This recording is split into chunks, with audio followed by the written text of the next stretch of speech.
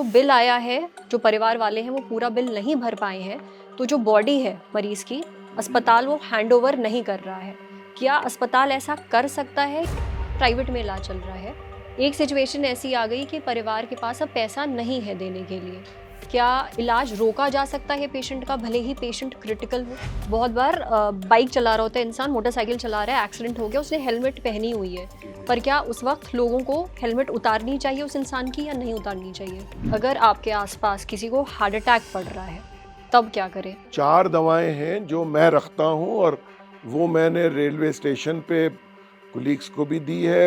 Aspirin 300 milligram, clopidogrel 75 से 150 milligram, रोजावास्टिन करीब 20-40 milligram higher dose में दे देते हैं, और ये 3 या 4 दवाएं आपको दे देनी चाहिए। बहुत लोग ऐसे होते हैं जिन्होंने ना जिंदगी में कभी शराब पी, ना सिगरेट पी, ना किसी भी तरीके का नशा किया, उसके बावजूद उन्हें कैंसर हो गया। कैंसर क्यों हुआ? कि मीठा खाने से ही डायबिटीज हो जाएगा। डायबिटीज का चैप्टर ही यहीं से शुरू हुआ। क्या स्ट्रेस लेने से, बहुत ज्यादा तनाव में रहने से डायबिटीज हो जाता है?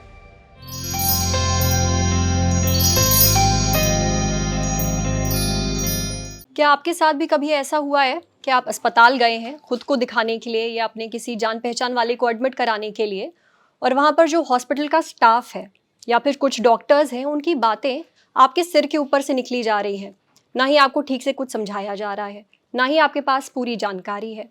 अब ऐसे में जो आपसे कहा जा रहा है आप वो चुपचाप मान रहे हैं क्योंकि आपके पास कोई चारा ही नहीं है। उस वक्त कितनी बेबसी महसूस होती है, और आप चाहते हैं कि काश कोई ऐसा मिल जाए जो आपको सही सही बताए कि करना क्या है, क्या सही है क्या नहीं। यही बताने के लिए कि बतौर पेशेंट आपके क्या राइट्स हैं, क्या हक है, ये समझाने के लिए, आपकी सेहत से जुड़ी बहुत ही अहम बातें बताने के लिए आज हमारे साथ किताबवाला में मौजूद हैं डॉक्टर संदीप कुमार। डॉक्टर संदीप कुमार और अजय कुमार अग्रवाल जी ने मिलकर एक किताब लिखी है जिसका नाम है अच्छे इलाज के 51 नुस्खे।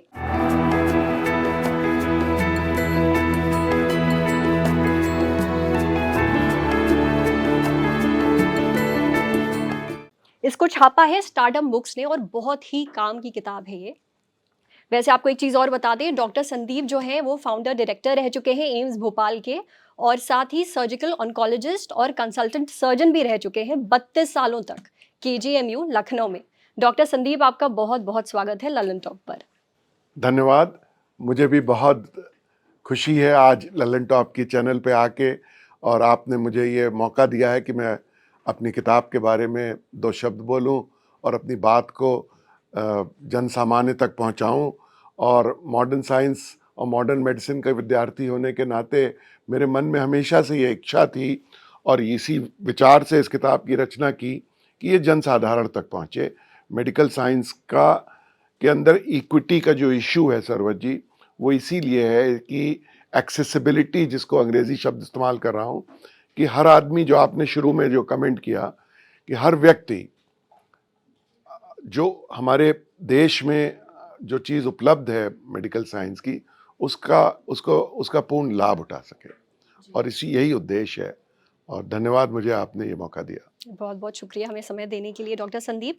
शुरुआत मैं अपनी इस बातचीत की करना चाहूँगी, आपके किताब में एक चैप्टर है पेशेंट्स राइट्स करके जी। उससे अभी जैसे मैंने बताया कि हम लोग अस्पताल जाते हैं और बहुत सारी टेक्निकलिटीज़ होती हैं जो एक आम इंसान को नहीं पता है।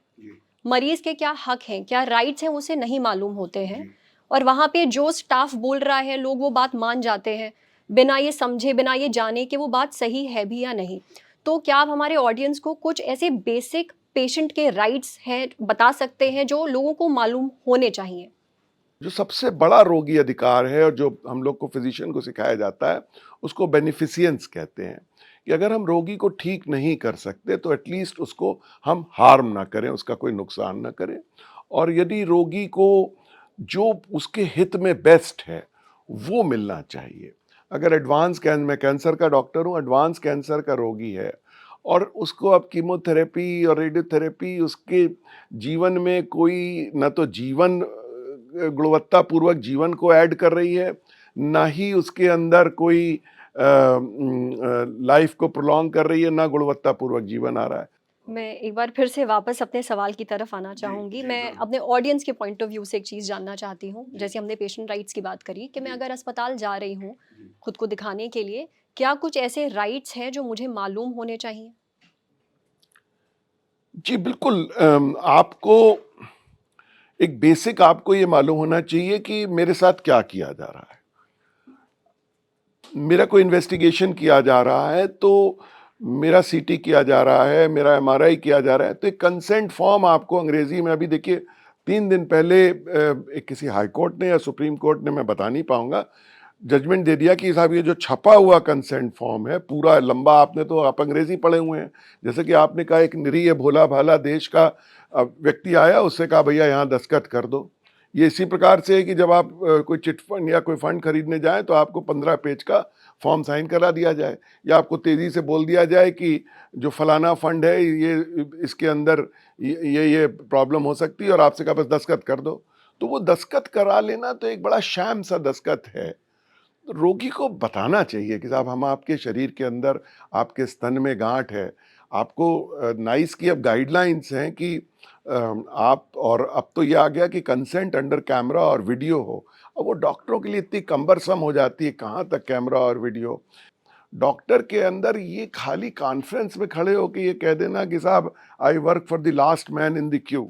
डॉक्टर के अंदर ये भाव हो, ये कंपैशन हो कि मुझे इसकी मदद करनी है, और उसको उन शब्दों को प्रयोग करके उसके साथ क्या हो रहा है जो रोगी का सर्वप्रथम अधिकार है और क्यों हो रहा है ये बता दिया जाए कि भैया देखिए आपके एक गांठ है, गांठ में हमें 10-20% शक हो रहा है कि ये खराब गांठ है, आप कैंसर शब्द का इस्तेमाल ना करें, इसमें से गोश्त का टुकड़ा हम निकालेंगे जिसे बायोप्सी कहते हैं, उसके पहले हम कुछ खून की जांच कर रहे हैं जो कि हमारे अस्पताल में फ्री हो जाती है या 2000 रुपये में हो जाती हैं, एक थोड़ी भैया महंगी जांच है, एक आजकल जीन की जांच कर रहे हैं, और हमारे पास अक्सर इस तरीके के अगर कॉम्प्लिकेटेड मरीज के हम स्पेशलिस्ट हैं तो एक काउंसलर रखना चाहिए जो कि ये बता दे।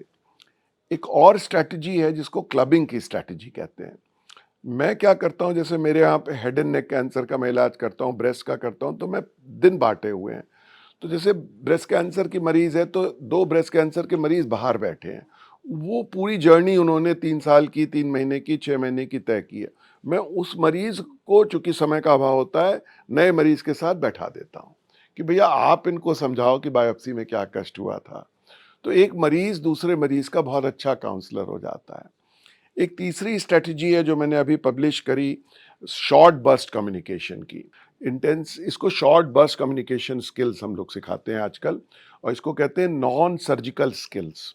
और ये बहुत ज़रूरी है, जहाँ से आपने आज की वार्तालाप शुरू करी, कि सारी बात मरीज को आपकी बॉडी लैंग्वेज से, हिंदी में, अंग्रेजी में लिखित लैंग्वेज से, आपके काउंसलर के माध्यम से, सिमिलर अनदर पेशेंट जिसको कि वो एक्सपीरियंस हो चुका हो उसके माध्यम से, आपकी चित्रकारी से और आपके शॉर्ट बर्स्ट कम्युनिकेशन से एक संपूर्ण पिक्चर मरीज और उनके केयर टेकर जो भी रिश्तेदार हैं उन तक जो है ट्रांसमिट हो जानी चाहिए। Latest report AIIMS new Delhi से पब्लिश हुई है, करीब 8 लाख मरीजों की, ब्रिटिश मेडिकल जर्नल में, जिसमें मुझे आज ही बताया है, मेरे बेटे ने बताया, जिसमें यह है कि साहब 40 से 60% जो लोग ओपीडी में एम्स में दिखाने आते हैं वो पुरुष है, महिला है ही नहीं।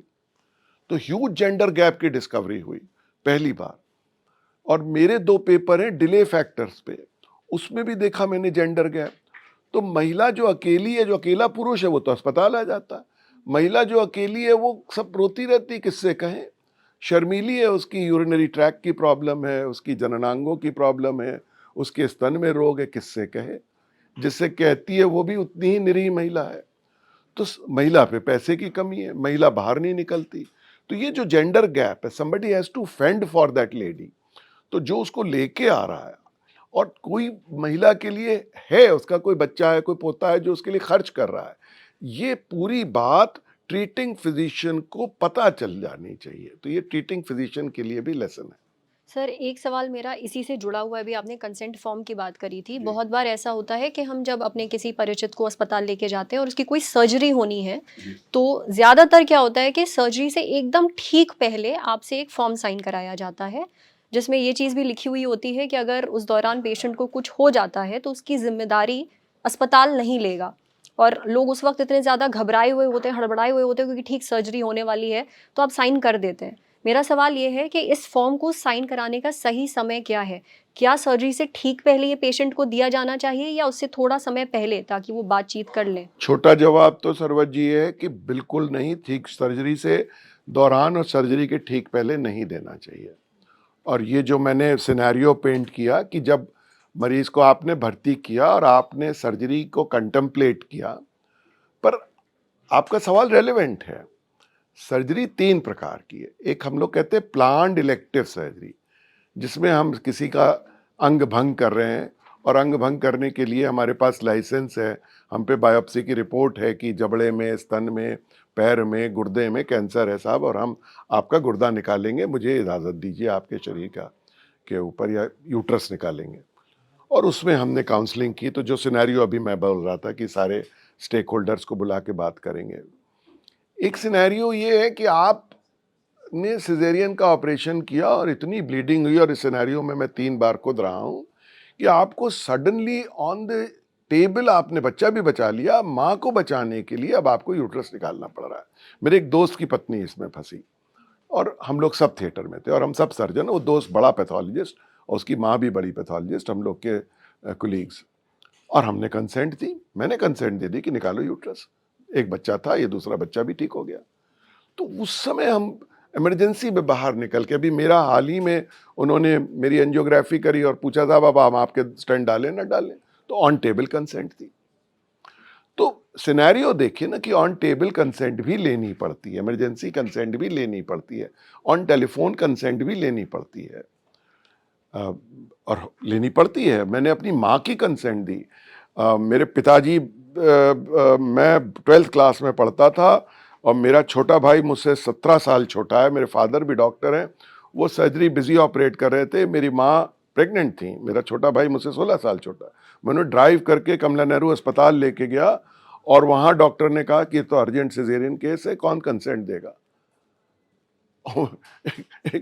18 साल के बेटे ने माँ की कंसेंट दी, और ये मेरे साथ घटा, तो दी उसी समय दी। फादर नहीं थे, थोड़ी एक आधे घंटे बाद पहुंचे। तो सिनेरियो आप डॉक्टर्स को भी तो देखिए, वो डिफिकल्ट सिचुएशन में काम करते हैं।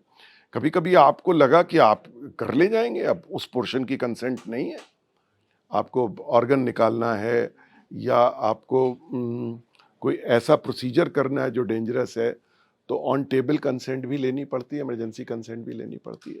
पर जहाँ तक हो, कम्युनिकेशन की चैनल फुल्ली इस्टेब्लिश होनी चाहिए, और ये रोगी अधिकार है। डॉक्टर साहब, हमने कई बार ऐसा देखा और कई सारे ऐसे केसेस भी सुने हैं जहाँ पे मरीज़ का इलाज चल रहा था और जो परिवार है वो जैसे तैसे पैसे जोड़ करके इलाज करवाए जा रहा था। एक वक्त ऐसा आया कि नहीं, मरीज़ को नहीं बचाया जा सका, उसकी मृत्यु हो गई। अब क्योंकि जो बिल आया है, जो परिवार वाले हैं वो पूरा बिल नहीं भर पाए हैं, तो जो बॉडी है मरीज़ की, अस्पताल वो हैंडओवर नहीं कर रहा है। क्या अस्पताल ऐसा कर सकता है या कोई रूल है इसके खिलाफ? बहुत ही अच्छा प्रश्न है, बहुत मुश्किल प्रश्न है, और इस प्रश्न का आंसर शरवत जी मैं आपको मुबारक करूंगा कि आप खोजी हैं, आपने ये प्रश्न खोज निकाला। ये प्रश्न इस पुस्तक में नहीं है। और इस सिचुएशन में मैं एज ऑम्बुड्समैन भी गया हूँ। ऑम्बुड्समैन कहते हैं कि नर्सिंग होम का डॉक्टर मेरा दोस्त है और एक रक्कस कटा हुआ है, पैसे पे नहीं हुए हैं, मृत्यु हो गई है। नर्सिंग होम के मालिक कह रहे हैं मैंने तो इतना पैसा खर्च कर दिया कि ये पैसा लाएंगे साहब, और मृत्यु हो गई। मृत्यु मैंने तो पूरा भरसक प्रयत्न किया, कोई आरोप नहीं है, नेग्लिजेंस का आरोप नहीं है। प्रश्न बिल्कुल आपका सिंपल है, यहाँ नेग्लिजेंस का आरोप नहीं है, यहाँ जो लक्ष्य है मरीज वो मृत्यु है और पेमेंट नहीं हुआ है और प्राइवेट अस्पताल है। इस प्रश्न का उत्तर रोगी अधिकार की पुस्तिका में नहीं है, ह्यूमन राइट की पुस्तिका में भी नहीं है, मेरी पुस्तक में भी नहीं है। मैं इस पे अभी मनन करके जो बोल रहा हूं वो मेरा इंस्टेंट जवाब होगा। इसका जवाब इस सिचुएशन में मैं 3 या 4 बार नर्सिंग होम एसोसिएशन के थ्रू विभिन्न नर्सिंग होम्स में जा चुका हूं। इसमें यूजुअली दोनों पक्ष को समझाना पड़ता है, दोनों पक्ष की आर्थिक स्थिति देखनी पड़ती है। इसमें एक केवल ये कह देना कि उसके सारे पैसे खत्म हो गए हैं, ये ठीक नहीं है। पैसे खत्म हो गए हैं या उसने पैसे दबा लिए हैं और कह रहा है पैसे खत्म हो गए, और जब मरीज आईसीयू के अंदर था तब वो जुनून में कह रहा था डॉक्टर साहब जो खर्च होगा हम देंगे, आप हमारे पिताजी को किसी तरीके से बचाइए, 2% उम्मीद भी हो, 5% भी उम्मीद भी हो, आप धौंकते रहिए। तो एक तो सिनेरियो ये आपको जज करना है। दूसरा सिनेरियो ये जज करना है कि नर्सिंग होम का मालिक या मैनेजमेंट में वास्तव में लौलुपता है और वो उनका इतना भारी नुकसान नहीं है। तीसरा सिनेरियो ये जज करना है कि ये 10-20-50 हज़ार रुपए की बात है कि ये 2-4 लाख रुपए की बात है कि 50-60 लाख रुपए की बात है। तो जहां तक जब भी ये सिचुएशन क्रिएट होती तो 50-60 लाख की बात नहीं होती, चूंकि रनिंग पेमेंट होता रहता है। कोई अस्पताल ये नहीं है कि साहब आपके मरीज का एक दिन में 1 घंटे में वो 1 करोड़ वाली और 90 लाख वाली तो एक ही 2 दवाएं हैं जो रेयर जेनेटिक डिजीज में होती हैं, जिनको सोशल मीडिया पे कहते हैं कि साहब मुझे ये जेनेटिक डिजीज है 1 करोड़ रुपया चाहिए। ज़्यादातर इलाज के अंदर आप बड़े से बड़े अस्पताल, महंगे से महंगे अस्पताल में चले जाएं और उसमें चांदी और सोने का वर्क न लगाओ तो कोई भी अस्पताल में कोई भी बीमारी का इलाज 40-50-30 हज़ार रुपए प्रतिदिन से ज्यादा का नहीं है। चलिए समझ लीजिए 20,000 रुपए ही बचे हैं, और बॉडी 2 दिन से ज्यादा का क्रेडिट नहीं होता। तो 20,000 की क्षमता लगभग हर नर्सिंग होम में होता है। और मैंने हमेशा नर्सिंग होम के मालिक को कहा है कंपैशन पे भैया छोड़ दो। वो हमारी ट्रेनिंग तो ये रही है कि वो देना चाह रहा है मरीज तो ठीक है, नहीं देना चाह रहा है तो नहीं ठीक है, उसकी डेड बॉडी मत रोको। वो उसका मरीज की क्षति हुई है, उसने चाहे जुनून में इलाज कराया हो, तुम्हारे असेसमेंट में मरीज के पास पैसा है तो भी वो नहीं दे रहा है, बदमाशी कर रहा है, तो भी दे दो, तुम छोटे नहीं हो जाओगे। और मैंने हमेशा अपने कुलीग्स को ये समझाया है, रोगी के अधिकार के अनुरूप ये बल्कि के हिसाब से नहीं, पर ये मेरी अपनी सोच ये रही है और मैंने अपने जीवन में यही किया है कि 10-20-50 लाख रुपए तक लगभग सभी डॉक्टर अफोर्ड कर सकते हैं। और अगर ऐसी सिचुएशन है क्यों रक्कस क्रिएट कर रहे हो, जाने दो। पर डॉक्टर साहब कोई ऐसा रूल नहीं है कि नहीं अस्पताल बॉडी रोक ही नहीं सकता है? देखिए कोई किसी की बॉडी नहीं रोक सकता, ये कोई रूल लिखा नहीं जाएगा। डेड बॉडी पे 2 ही अधिकार हैं। अगर डेड बॉडी में शिकायत है, एफआईआर है, कॉग्निजेबल है, तो वो आप पुलिस को देंगे, मॉर्चरी पे देंगे। पुलिस पंचनामा करा के छोड़ दे या पोस्टमार्टम करा के छोड़ दे। अगर शिकायत है किसी भी चीज़ की, पॉइजनिंग की या गलत अस्पताल के प्रति कोई शिकायत है, गलत इलाज हुआ या अस्पताल ने कैंची छोड़ दी या अस्पताल ने पॉइजन दे दिया, अस्पताल में मिसचिफ हो गया, तो आपको पुलिस इंफॉर्मेशन शीट होती है और अस्पताल में आपको देना है। जो बड़े अस्पतालों में थाना होता है, चौकी होता है, आप पुलिस को बुलाइए, डेड बॉडी हैंड ओवर करिए, पुलिस जो है पंचनामा करके देगी, पंचनामा में सुलह होगी, 4 आदमी आएंगे, मजिस्ट्रेट आएगा। अगर आप डायरेक्ट डेड बॉडी हैंड कर रहे हैं, नया बच्चा पैदा हुआ है, शिशु पैदा हुआ, प्रीमेच्योर चाइल्ड पैदा हुआ है, एंटीनेटल में आपके 50,000 रुपये खर्च हो गए और बच्चा नहीं बचा, और अब एंटीनेटल के अंदर बच्चा नहीं बचा, सारी फैमिली जानती है, डॉक्टर ने पूरी मेहनत करी, हाथ जोड़ के खड़ी है, पैसा नहीं दे रही है, दे दीजिए। तो इसमें कोई अधिकार कहीं लिखा नहीं है ऐसा, पर डेड बॉडी रोकी नहीं जाती है।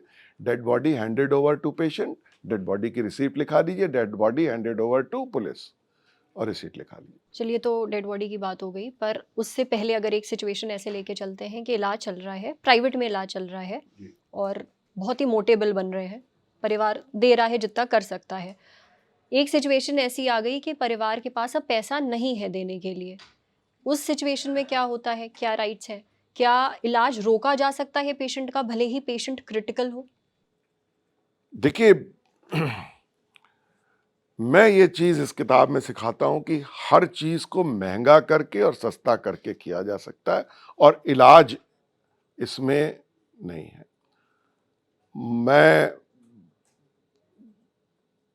पता नहीं कैमरा दिखा रहा नहीं, मैं जो जूता पहने हूँ यही जूता मैंने 1,000 का भी खरीदा और ये 40,000 का है।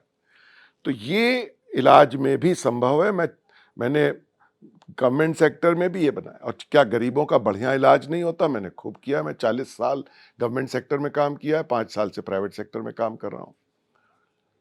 जब इलाज चल रहा है, मोटा बिल रोज पे हो रहा है, और तो मरीजों को ये इसमें खूब समझाया गया है। तो मरीज का रोगी अधिकार है कि बिल की पारदर्शिता उसको हो। मैंने इसमें समझाया है 5 हेड में पेमेंट है। एक होटल का हेड है, अस्पताल जो है वो सराय है, होटल है, वो रूम रेंट चार्ज करता है, 1000 का रेंट चार्ज करता है। कोई कोई अस्पताल कहते हैं हमारे कमरे में एसी लगा है तो 2000 रुपये पर डे एसी। आपने रात में हीटर वार्मर मांग लिया था, 500 रुपये पर डे वार्मर। आपको ऑक्सीजन लगी तो 1000 रुपये पर डे ऑक्सीजन।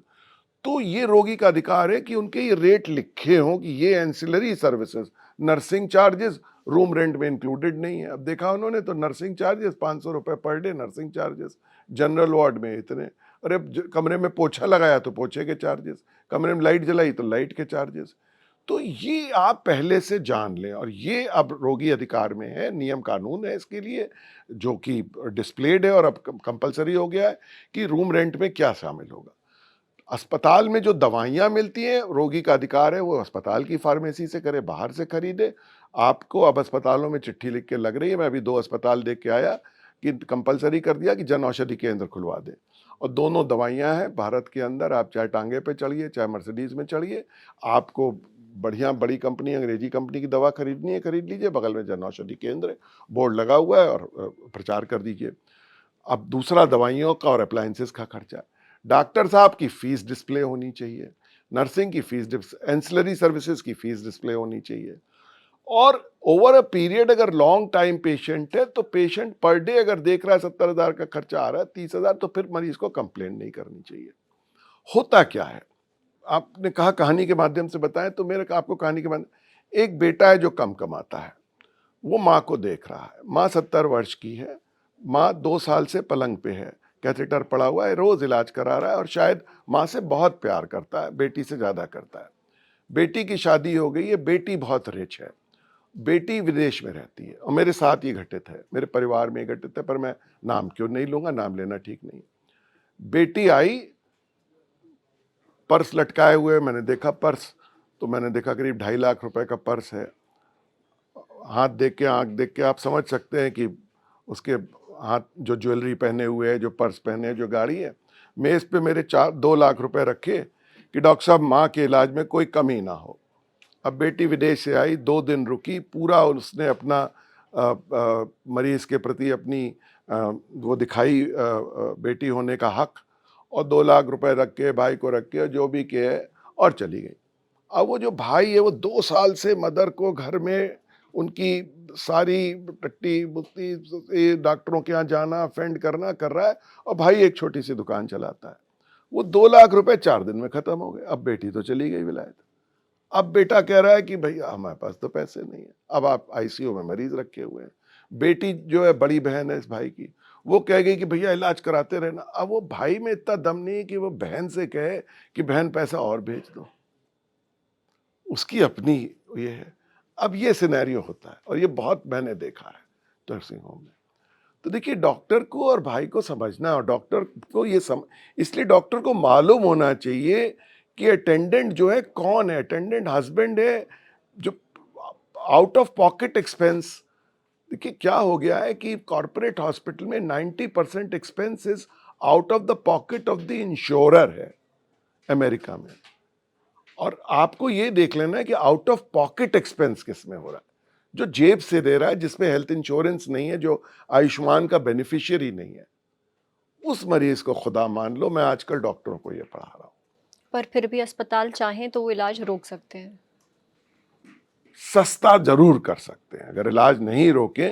मैं ये मानता हूं कि हर इलाज को बहुत महंगा करके, ये कलम जो है मेरी जेब में 40 रुपए का है, और ये कलम मैं पढ़ाता हूँ 4000 का भी है। मेरे पास एक कलम है जो मुझे शादी में मिला था, उसमें गोल्डन क्लिप है, वो शायद 40,000 का है। कुछ लोग सऊदी अरेबिया में 4 लाख का भी है, ये भी बहुत बढ़िया लिखता है। मैं इस कलम से बहुत शानदार हैंड राइटिंग में आपको लिख के दिखा सकता हूँ। तो मैं ये मानता हूँ कि हर इलाज बहुत सस्ता करके गुणवत्ता का इलाज किया जा सकता है। कॉर्पोरेट में महंगा, और ये इस पुस्तक में भरपूर लिखा हुआ है कि टेक्नोलॉजी में मत फंसिए। हर बार लेज़र और रोबोट और हाई एंड ये, और जिसको कहते हैं ना इलाज और इलाज की टोपी, इलाज की टोपी जो है वो देखते हैं लोग। टोपी बड़ी में आप खूब जड़वा लीजिए हीरे गहने, आप बड़े से मेदांता हॉस्पिटल में बैठे हुए हैं, खाएंगे तो आप कटोरे में दाल चावल ही ना। तो टोपी का पैसा आप देते रहते हैं, टोपी का पैसा दे रहे हैं। मैं इलाज रोकना नहीं चाहिए, मैंने इलाज रोका नहीं है, लेकिन मैं जानता हूँ इलाज सस्ता करके किया जा सकता है। ठीक है, हम अभी बिल और खर्चों की बात कर रहे हैं तो एक किस्सा मुझे भी याद आ गया। हमारे एक जान पहचान वाले थे, उनको कैंसर था और बहुत लंबा इलाज चला उनका। अब नौबत ये आ गई, जितनी सेविंग्स थी वो तो ख़त्म हो ही गई, उनका घर भी, जो अपार्टमेंट था वो भी बिक गया। अब पैसे नहीं बचे हैं। दिक्कत यहाँ पे ये थी, जब मुझे पता चला कि उनके पास मेडिकल इंश्योरेंस नहीं था। जी। और ऐसा बहुत सारे लोगों के साथ होता है। आजकल कुछ लोग ले रहे हैं मेडिकल इंश्योरेंस, पर बहुत सारे लोग हैं जिनके पास आज भी मेडिकल इंश्योरेंस नहीं है। इसके पीछे एक बहुत बड़ी वजह ये भी है कि लोगों को समझ में नहीं आता कौन सा लिया जाए, किन अस्पतालों में काम करेगा, कैसे काम करेगा, क्या फ़ायदा होगा, क्या क्या चीज़ें इसके अंदर कवर हो जाती हैं। आपने भी मेडिकल इंश्योरेंस के बारे में काफ़ी तफसील से बात करी है। मैंने एक चैप्टर दिया है कि हेल्थ इंश्योरेंस कराते समय किन बातों का ध्यान रखें, और हेल्थ इंश्योरेंस कराने के लिए मैंने अपने पाठक को एजुकेट किया। बिल्कुल। क्या आप, जो लोगों ने अभी ये किताब नहीं पढ़ी है, उम्मीद है वो पढ़ें, पर कुछ पॉइंट्स में अगर बता सकें क्या बातें हैं जो उनको मालूम होनी चाहिए या किन बातों का ध्यान रखें मेडिकल इंश्योरेंस ले तो? पहली बात का तो ध्यान ये रखें कि डे 1 से मेडिकल इंश्योरेंस कवरेज नहीं देगा। अभी भारत सरकार ने भी और सुप्रीम कोर्ट ने कह दिया कि वृद्धों को मेडिकल इंश्योरेंस ना रोका जाए। ये 2 दिन पहले मैंने अखबार की न्यूज़ है, आप ही के मीडिया के माध्यम से है, तो बहुत अच्छी बात है। मैं खुद वृद्ध की कैटेगरी में आ रहा हूँ। दूसरा ये है कि भाई ट्रॉमा का, एक्सीडेंट इमरजेंसी का मिल रहा है। तीसरा, अभी डे केयर में बहुत सारे काम होने लगे हैं। अभी डे केयर में क्या होने लगा, आप कैटरेक्ट का ऑपरेशन कराइए, डे केयर, कोरोनरी एंजियोप्लास्टी कराइए, 1.5 लाख रुपए, 2 लाख, 2.5 लाख का बिल हो गया। आप गए, आपके हार्ट में सवेरे गए, शाम को आ गए। कैंसर की कीमोथेरेपी डे केयर के अंदर, बच्चे की डिलीवरी डे केयर के अंदर। बहुत ऐसी टेक्निक डेवलप हो गई है। तो मेडिकल इंश्योरेंस में कुछ लोगों ने लिख दिया डे केयर नहीं, हालांकि उत्तर प्रदेश में मुझे मालूम है, अन्य प्रदेशों में नहीं मालूम है, चूंकि हेल्थ अभी भी हमारे यहाँ प्रादेशिक इशू है। और पर कुछ सेंट्रल गवर्नमेंट के गवर्नेंस है, और मेडिकल काउंसिल ऑफ इंडिया और नेशनल मेडिकल कमीशन सारे मेडिकल ट्रीटमेंट को गवर्न करती है, जो कि सेंट्रल बॉडी है। पर जो डे केयर को के लिए एक 2-3 जगह के ऑम्बुड्समैन का जजमेंट है और ट्रिब्यूनल का जजमेंट है कि day care should be covered. दूसरा क्या है, जो सबसे बड़ी बात मैं इस मीडिया के माध्यम से कहना चाहूँगा, कि और जो अमेरिका से भारत में आ गई है और यूरोप से नहीं आई है, कि मैंने कॉरपोरेट सेक्टर में भी काम किया है, मैं अभी प्राइवेट अपना काम करता हूँ। मैं स्टेट मेडिकल कॉलेज के अंदर 30 साल रहा हूँ और 5 साल में सेंट्रल गवर्नमेंट के अंदर एम्स में डायरेक्टर रहा हूँ। और मेरे बेटा मेरा डॉक्टर है, मेरे फादर डॉक्टर है, मेरी बीवी डॉक्टर है, मेरा भाई डॉक्टर है, और सब मेडिकल टीचर्स हैं, तो थोड़ा अनुभव है।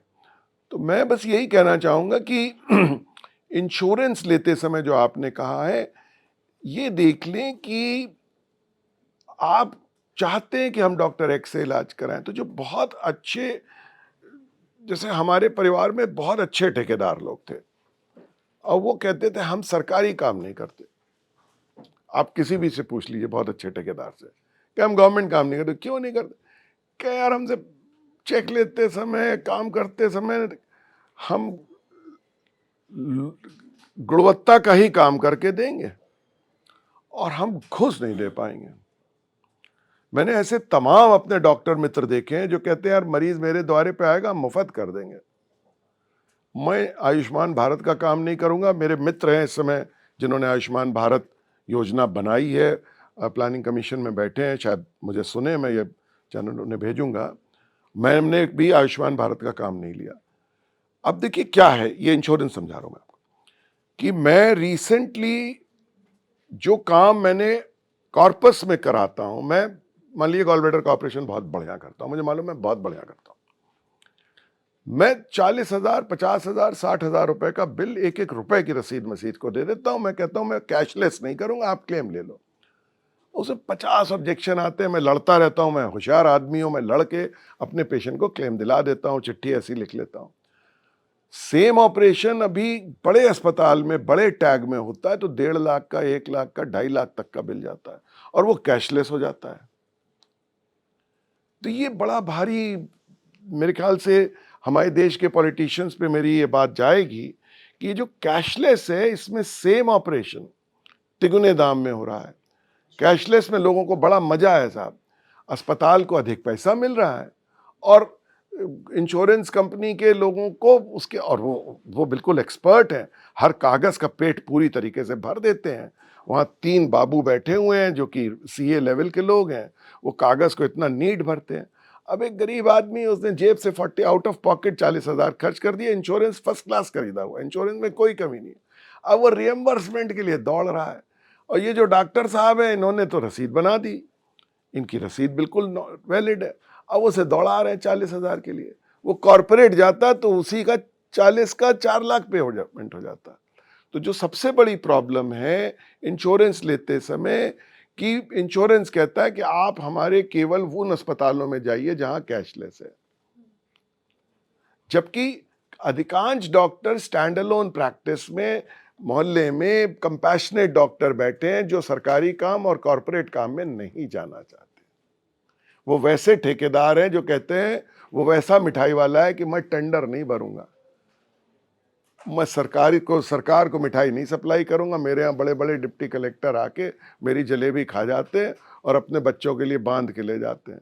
क्या यही वजह है कि बहुत सारे अस्पताल और जो डॉक्टर हैं वो आयुष्मान कार्ड नहीं लेते हैं? बिल्कुल यही वजह है, मैं खुल के कहूंगा यही वजह है कि उसकी बाबूगिरी कौन करेगा, और मुझे गलत काम करना नहीं है, उसकी दौड़ कौन करेगा। तो या तो मैं उसके लिए एक तंत्र पैदा करूं, अब करना है तो तंत्र पैदा करूं, मैं कॉर्पोरेट जैसा तंत्र पैदा करूं।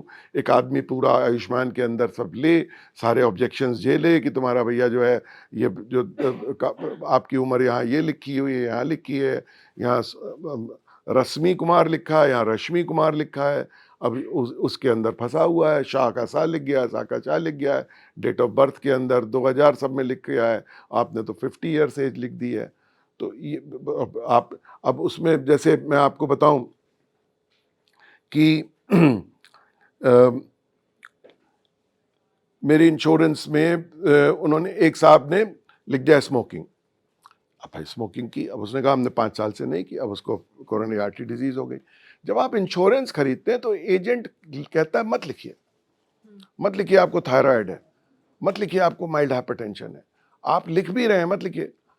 तो इंश्योरेंस कंपनी पे एक लॉ आना चाहिए कि आप एक चेकलिस्ट बना दें जो कॉमन डिजीज है, rheumatism, depression, smoking, tobacco use, thyroid disorder, mild to moderate hypertension, mild to moderate diabetes में अगर कोई major illness, heart attack, pregnancy, kidney tumour, uterus निकालने की सर्जरी इत्यादि की कोई बीमारी होगी, तो इन कारणों से ये बैकग्राउंड को मॉर्बिडिटी होने पे हम मरीज का इंश्योरेंस पेमेंट रोकेंगे या नहीं रोकेंगे, ये रोगी अधिकार है और ये क्लैरिटी देनी चाहिए।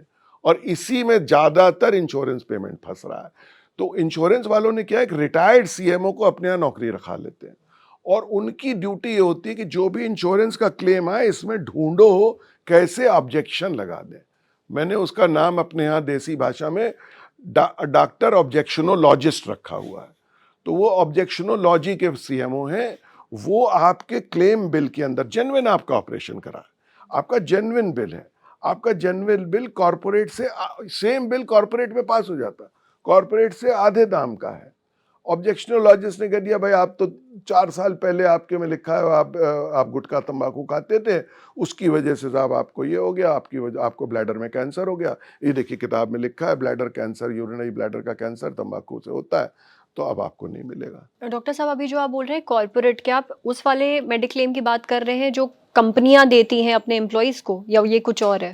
कंपनियां जो अपने एम्प्लॉयज को देती हैं वो सबसे इजीली पेड मेडिक्लेम है मेरे एक्सपीरियंस में।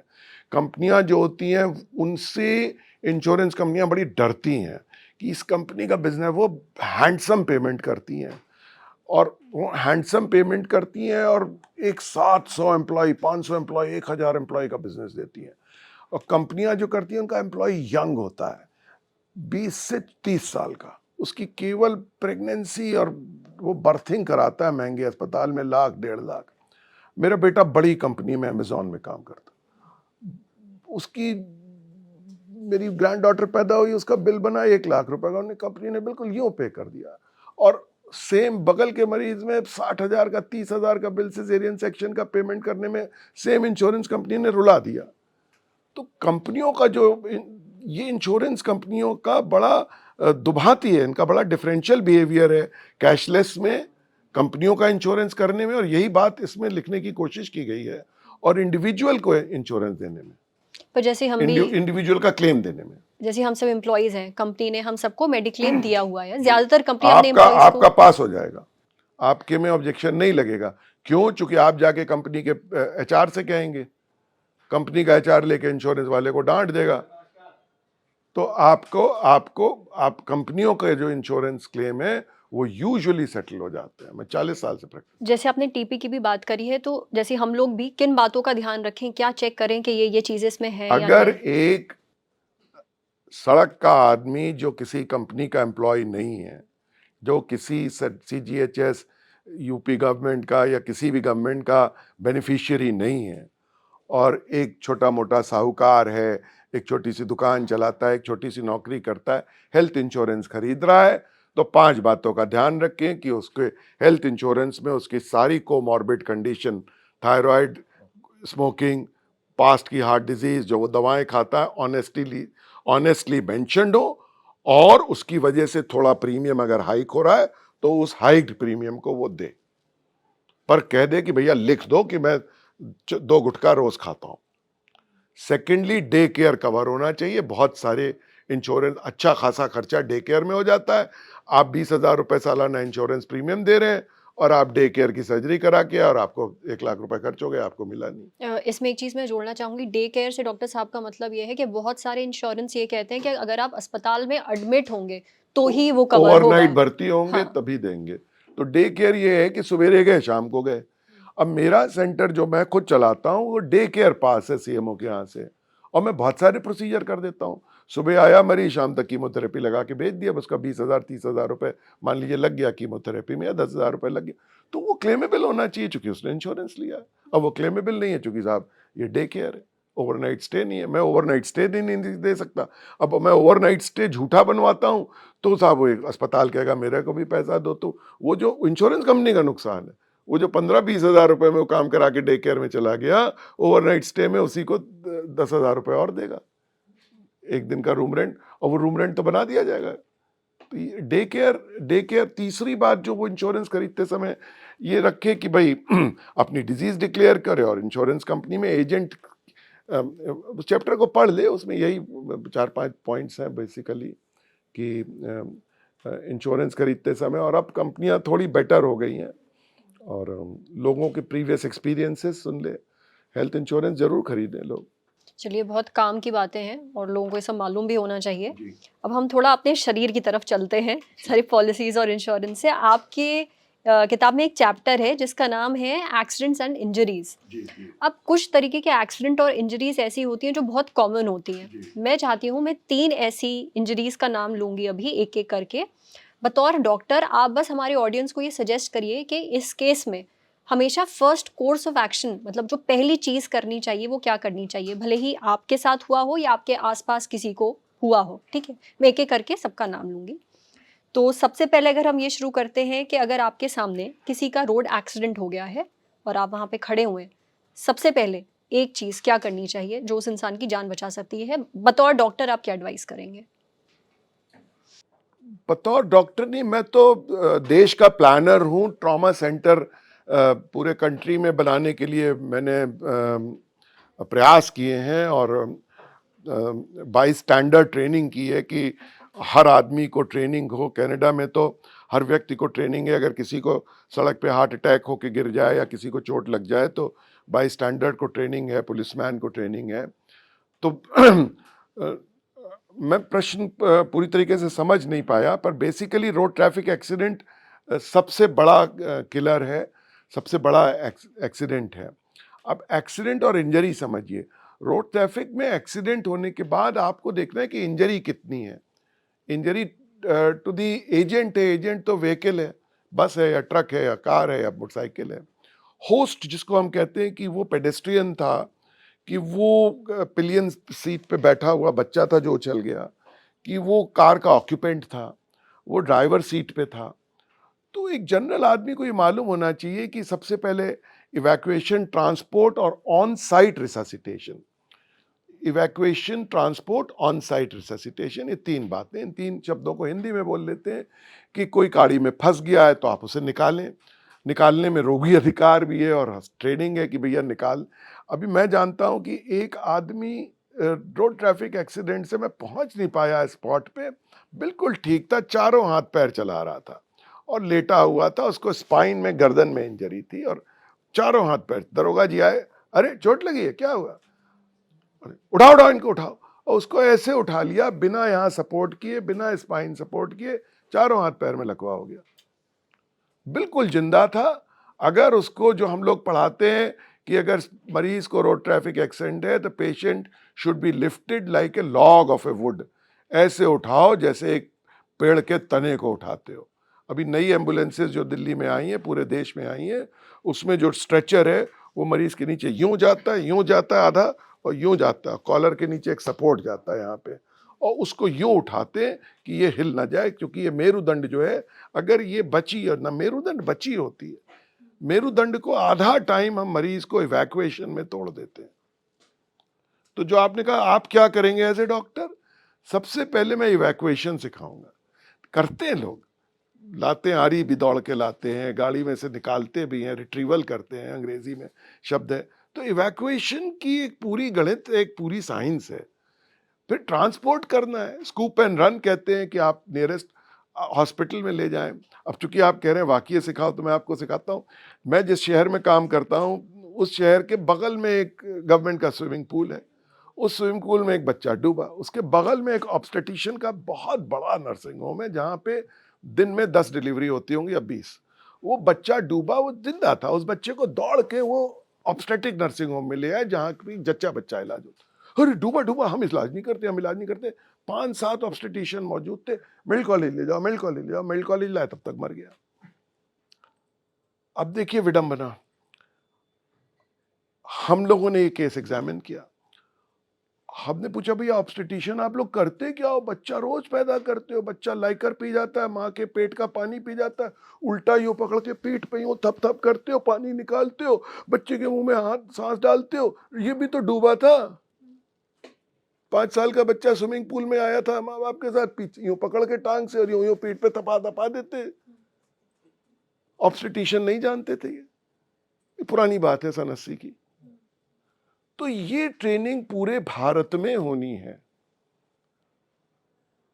ये capacity building of the obstetrician की, हर आदमी को ट्रॉमा एंड इमरजेंसी सर्विस में लाइफ सेविंग की करीब 40-50 स्टेप्स हैं। इसको बेसिक लाइफ सपोर्ट, और पुराने ज़माने में साहब फर्स्ट एड कहते थे कि ब्लीडिंग को रोक देना, स्कूप एंड रन कर लेना, एड को बुला लेना, एम्बुलेंस सर्विसेज का नंबर याद कर लेना, बॉडी को कैसे लिफ्ट करना, कैसे इवैक्यूएट करना।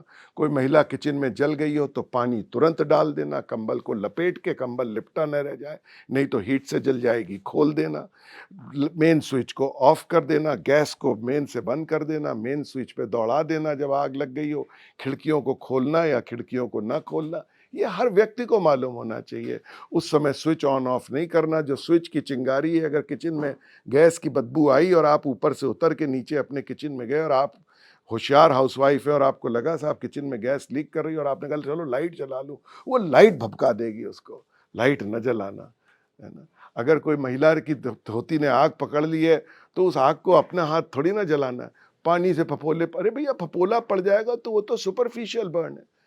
जो नियर बाई वाटर है दैट शुड बी पुट, किसी कुत्ते ने काट लिया है, सर्प ने काट लिया है तो रनिंग टैप वाटर में दो, कोई मुंह से नहीं चूसना फिल्में देख देख के, कोई रगड़ना नहीं है उसके अंदर, कोई आयोडेक्स नहीं लगानी है, कोई मरहम नहीं लगाना है, किसी भी बाइट में, किसी भी चोट में, रनिंग टैप वाटर में। ब्लीडिंग हो तो अंगूठे से दबा लो, पैड ड्रेसिंग कर लो, कंप्रेशन ड्रेसिंग कर लो, स्प्लिंट लगा दो, हड्डी टूटी है, सांस नहीं आ रही है, लेफ्ट लेटरल पोजीशन में लिटा दो, गर्दन को सपोर्ट कर दो, जॉ को सपोर्ट कर दो। ये कोई बहुत डिफिकल्ट साइंस नहीं है। ये विदेशों में, यूरोप में जहाँ प्ले ग्राउंड्स हैं, जहाँ पे ये सबको सिखा दिया गया है। और ये साइंस को भारत में अब हम लोग को लेना है, इसको प्रधानमंत्री के लेवल पे लेना है कि ये चीज़ देश के एक एक नागरिक को आनी चाहिए, हर पुलिस वाले को आनी चाहिए, हर व्यक्ति जो सड़क पे ड्यूटी कर रहा है, चाहे सरकारी हो चाहे गैर सरकारी हो, हर ठेले वाले को आनी चाहिए, हर बस कंडक्टर को आनी चाहिए और डॉक्टर को तो आनी ही चाहिए। इसी से जुड़े 2 छोटे-छोटे सवाल हैं, आप प्लीज़ जी, इनका जवाब भी ज़रूर जी, दीजिए। बहुत बार बाइक चला रहा होता है इंसान, मोटरसाइकिल चला रहा है, एक्सीडेंट हो गया, उसने हेलमेट पहनी हुई है, जी, तो आस-पास लोग उठाने तो आ जाते हैं, जी। पर क्या उस वक़्त लोगों को हेलमेट उतारनी चाहिए उस इंसान की या नहीं उतारनी चाहिए? बहुत अच्छा प्रश्न है। हेलमेट चढ़ाना और हेलमेट उतारना एक मॉड्यूल है जो हम लोग पढ़ाते हैं, हैंड वॉशिंग तक पढ़ाते हैं मेडिकल साइंस में। और हेलमेट कैसे उतारी जाए, मुंह में मछली की हड्डी फंसी हो कैसे निकाली जाए, ये सब BLS ALS करके आजकल कोर्स है, बेसिक लाइफ सपोर्ट, उसमें बिल्कुल पढ़ाया जाता है। पर ये प्रति हर एक नागरिक को आना चाहिए। देखिए, पहली बात तो यहाँ ये कह दें कि गुणवत्ता का हेलमेट खरीदिए। 300 किलो से 800 किलो तक हेलमेट नहीं टूटना चाहिए। तो हेलमेट में अगर आप अपने बच्चे को, अपने दोस्त को, मेरा एक दोस्त रद्दी हेलमेट खरीद लाया, मेरी जेब में 500 थे, मैंने कहा यार तू 500 ले ले मुझसे, जा ये हेलमेट बदल के गुणवत्ता का। तो हेलमेट टूटना नहीं चाहिए। तो फर्स्ट थिंग, मैंने आपके सवाल का जवाब दे दिया कि अगर हेलमेट टूट गया है और सफोकेट कर रहा है, नाक पे आ गया है, आंख पे चला गया, गर्दन दबा रहा है, तो आप ऑन साइट निकालिए।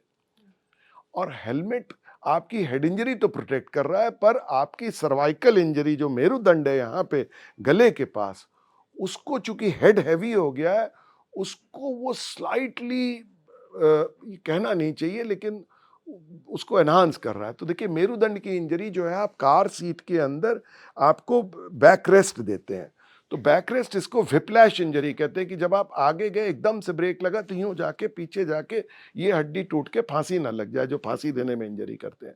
तो हेलमेट के अंदर भी आपको ये देखना है, सर्वाइकल इंजरी बचानी है तो कॉलर सपोर्ट बहुत तबड़ा दे के, और तब अगर आप जानते हैं कि हेलमेट आगे से उतार के और फिर यूं रॉक करके और पीछे उतारा जाता है और आपको हेलमेट उतारने की शिफा है, हेलमेट उतारने की आपको बुद्धि है, तो जरूर उतारिए, क्योंकि उससे सांस आएगी, फील बेटर आएगी।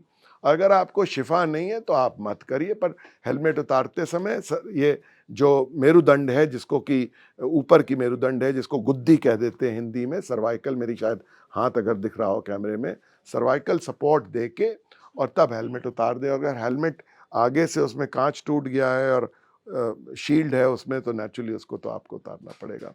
और हेलमेट अगर एयरवे को ब्लॉक कर रहा है और एयरवे को आपको एक्सेस करना है, एयरवे कहते हैं नाक और मुंह, जिससे कि मरीज सांस ले ले, क्योंकि सांस नहीं लेगा तो 2 मिनट में डेथ हो जाएगी। तो हेलमेट चाहे काटना पड़े, अगर हेलमेट फंस गया है तो हेलमेट उतारना पड़ेगा, क्योंकि आपको मुगुहा अर्थात नाक और मुंह, जो कि हमारे फेफड़ों में ऑक्सीजन ले जाएगी, तो एयरवे एक्सेस के लिए हेलमेट उतारना ही पड़ेगा। और अगर आपके आस-पास किसी को हार्ट अटैक पड़ रहा है, तब क्या करें? CPR कहते हैं, बहुत लोगों को समझ में नहीं आता कैसे देते हैं, क्या करना चाहिए? देखिए, इसमें हमने पहला चैप्टर लिखा है, चिकित्सा कितने प्रकार की होती है। और चूंकि हिंदी में पुस्तक रच रहे थे, तो एक विल्डरनेस मेडिसिन पे किताब आई साहब।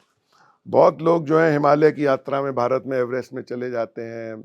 हमारे बहुत से लोग वहाँ ग्रेट लेक्स की यात्रा में कैनू लेके चले जाते हैं, जंगलों में चले जाते हैं। तो विल्डरनेस मेडिसिन से हम लोगों ने सीखा। सियाचिन में भारत की सेना खड़ी हुई है विल्डरनेस है। तो हम लोगों ने इसका नाम दिया, जो कहीं नहीं था, अरण्य चिकित्सा। रामचरितमानस में आपने अरण्य कांड पढ़ा होगा।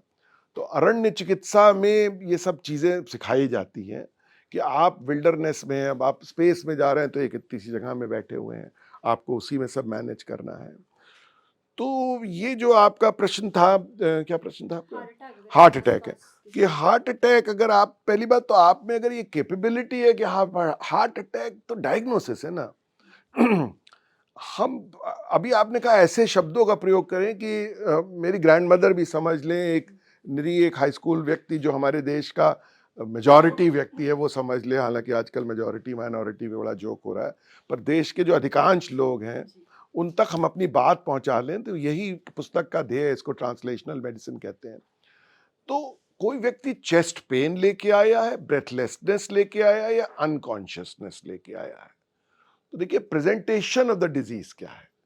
हार्ट अटैक मुझे नहीं मालूम है उसे, फॉल है, फॉल दो प्रकार का होता है, बच्चा गिरता है छत से, उसको फॉल फ्रॉम हाइट कहते हैं, और एडल्ट गिरता है, खड़े थे बाबूजी, खड़े खड़े गिर पड़े, आपने देखा होगा। हमारे शायद राष्ट्रपति एक थे, कलाम, वो स्टेज पे मंच पे गिर गए भाषण देते देते। तो सरफेस फॉल है। सीरियस सांस फूल रही, हल्की सांस फूल रही, बेटा सांस फूल रही नहीं, ऑक्सीजन हंगर है, एकदम सांस फूल रही, जबड़े में दर्द है, कोहनी में दर्द है, प्रीकॉर्डियल सीने में तेज दर्द है, बिल्कुल असहनीय दर्द है, हाथ में झुनझुनी है, ये हार्ट अटैक का साइन है। खाना निगलने में यहां दर्द है, हार्ट अटैक का साइन है। अब ये तो आपको आता नहीं है, एक जनरल सामान्य व्यक्ति को तो आता नहीं है कि वो हार्ट अटैक और फेफड़े के अटैक में और ब्रेन अटैक में ये कर ले। तो बेसिकली उसको क्या करना है कि उसको जो नियरेस्ट एम्बुलेंस और मेडिकल हेल्प है वो करनी है, मरीज को देखनी है कि सांस ले पा रहा है कि नहीं, यहां हाथ ला के होश में है कि नहीं। अगर होश में नहीं तो आप कुछ मत करिए। सीपीआर, अगर सीपीआर की ट्रेनिंग है आपकी, सीपीआर तो आप तभी करेंगे ना जब आपने बीएलएस की बेसिक लाइफ सपोर्ट की, या जिसको पुराने जमाने में कहते थे आप फर्स्ट एड की ट्रेनिंग ले रखी है, तो आप सांस देखेंगे, एयरवे देखेंगे, एयरवे देखेंगे, पोजीशन बनाएंगे, ऐसी जगह ले जाएंगे और सीपीआर देंगे। तो जरूर दीजिए सीपीआर, अगर आप सीपीआर में ट्रेंड हैं और आप ऐसे पासर भाई या बाई स्टैंडर हैं, बगल में खड़े हैं और आपके सामने कोई व्यक्ति बेहोश होकर एकदम गिर पड़ा है और आप देख रहे हैं कि पल्स नहीं आ रही है, तो आप सीपीआर दीजिए। सीपीआर में आप 4 बार 5 बार फेफड़े को हिला के दबाते हैं कि रेस्पिरेशन आए, और फिर हार्ट को कंप्रेशन करते हैं कि हार्ट चले, और हेल्प के लिए चिल्लाते हैं कि जब तक प्रोफेशनल हेल्प ना आ जाए तब तक आप दौड़ाते हैं, चिल्लाते हैं कि एम्बुलेंस आ जाए, एम्बुलेंस आ जाए, या कोई प्रोफेशनल हेल्प आ जाए। सर, हम लोगों ने ऐसे फिल्मों में जैसे बहुत बार देखा है कि सीने को ऐसे कस कस के दबाते हैं और मुंह में हवा फूंकते हैं, ये सीपीआर नहीं होती है? यही सीपीआर है, पर सीने में कब फूकेंगे? जो आदमी जिसका हवा खुद ही ले रहा है पर उसको दर्द है, तो कोई आदमी कह रहा है कि बहुत तेज दर्द है और उसकी हार्ट बीट चल रही है, ज्यादातर पोजीशन तो यही है ना। और ये जो सीपीआर करने की नौबत है, बड़ी रेयर नौबत है। ज्यादातर जो नौबत है वो छत से मजदूर गिर गया है, आप ऑन साइट इंजीनियर हैं, जूनियर इंजीनियर हैं, और मरीज करा रहा है, सांस ले रहा है, रो रहा है, ये नौबत है। ज्यादातर घर में तेज दर्द है, बाबूजी को सांस फूल रही है, पिताजी को, माताजी को, बड़े भाई साहब को, वो सिचुएशन है। उसमें सीपीआर थोड़ी ना करने लगेंगे। सीपीआर तो आप तब कर रहे हैं जब नियर डेड है। तो सीपीआर करने के लिए आपको ये टेस्ट करना है ना। सीपीआर करने के लिए कहते हैं शाउट फॉर हेल्प, तुरंत कहिए कि भाई ये मरीज बेहोश हो गया है, सांस नहीं ले रहा है, चेस्ट का बिल्कुल एक्सकर्शन नहीं है, मैं फेफड़े का मूवमेंट नहीं देख रहा हूं, मेरा हाथ का ये जो पिछवाड़ा है ये सांस को बिल्कुल गर्मी नहीं फील कर रहा है, कोई चेस्ट में मूवमेंट नहीं है, पल्स नहीं चल रही है, कैरोटिड पल्स नहीं चल रही है, सीपीआर चालू। सीपीआर तो आप तब देंगे ना। तो इतना जब आपको आता है तभी तो आप सीपीआर दे रहे हो। ये थोड़ी ना आप मरीज का हार्ट अपने आप चल रहा है।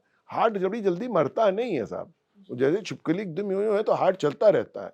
ऊपर से गिरेंगे भी आप 7 मंजिल से तो भी हार्ट चलता रहेगा। हार्ट का पूरा पूरा ऑपरेशन हो जाता है, हार्ट में आप कील ठोक दीजिए चलता रहता है, इतना मोटा लेयर होती है। हार्ट एक ऐसा मस्कुलेचर है, आप पैदा होंगे, मान लीजिए जैसे मैं 60-70 साल का हूं, तो साहब तब से लेके आज तक हार्ट नहीं रुका है। जिस दिन रुक जाएगा उस दिन ये बॉडी समाप्त हो जाएगी। तो हार्ट बहुत रोबस्ट मसल है, हार्ट अपनी हरकत करता रहता है। सीपीआर की अगर ट्रेनिंग है तो जरूर दीजिए सीपीआर। अच्छा, कई डॉक्टर्स ये कहते हैं कि अपनी जेब में या अपने पास हमेशा एस्पिरिन रखिए, कि कभी आपको लगे, अगर ऐसे लक्षण महसूस हो रहे हैं कि आपको लग रहा है। 4 दवाएं हैं जो मैं रखता हूं, और वो मैंने रेलवे स्टेशन पे कुलीग्स को भी दी है, शादी ब्याह में जिनको मुझे लगा कि हार्ट अटैक हो रहा है दी है, और हार्ट अटैक को पहचाना है और दी है। एस्पिरिन 300 मिलीग्राम, क्लोपिडोग्रेल 75 से 150 मिलीग्राम, रोजावास्टिन करीब 20-40 मिलीग्राम हायर डोज में दे देते हैं, और ये 3 या 4 दवाएं आपको दे देनी चाहिए। और साथ लेनी है या कोई इनमें से एक ले लें, काम चल जाए? नहीं, साथ लेनी है। अगर आप बिल्कुल श्योर हैं कि आप स्वयं मरीज हैं और आपको पहले हार्ट अटैक हो चुका और आप हार्ट अटैक को पहचानते हैं, आप एजुकेटेड विद हार्ट अटैक है, यानी हार्ट अटैक आपको हार्ट अटैक दे के शिक्षित कर चुका है, तो अब आप हार्ट अटैक को पहचान लेंगे। और ये दवाएं आपको क्या लेके निगल लेनी है या चूरा बना के? आप और एक जो मैं चौथी दवा का नाम भूल गया, जिसको सॉर्बिट्रेट कहते हैं, जो नाइट्रोग्लिसरीन जो है, जो मुंह में रख के चूस के, आपने पूछा ना, थूक देते हैं। डिस्प्रिन और सॉर्बिट्रेट गोली जो है वो मुंह में रख के फेंक देते हैं। सॉर्बिट्रेट को आप निगल भी सकते हैं, पर चूसने से उसका इफेक्ट फास्टर आता है। और चूसने में ये है कि जैसे आपका हार्ट अटैक या एंजाइना पेन, जिसको प्रीकॉर्डियल पेन या चेस्ट के बाहर का पेन खत्म हो जाए साहब, तो आप उसको थूक दीजिए। तो अब उसके अंदर 20 मिलीग्राम, 10 मिलीग्राम, 5 मिलीग्राम तीनों की सॉर्बिट्रेट आती है। तो 5 मिलीग्राम की सॉर्बिट्रेट मत थूकिए, 10 मिलीग्राम की, 20 मिलीग्राम वाली है तो 20 मिलीग्राम सॉर्बिट्रेट एक नॉर्मल आदमी को दे देंगे तो उसको सीवियर हेडेक हो जाएगा, क्योंकि वेसल्स डायलेट कर जाती हैं। तो इसलिए कहते हैं कि भाई मुंह में चूसने के लिए दे दीजिए, उसका दर्द खत्म हो जाए। नोन एंजाइना ज़्यादातर मरीज बता देते हैं मैं नोन हार्ट पेशेंट हूँ, पर देखिए अभी 2-3 वीडियोस आए और 2-3 वाकये भी हुए। एक डॉक्टर बरेली में बर्थडे पार्टी में नाचते नाचते एकदम गिर के मर गया।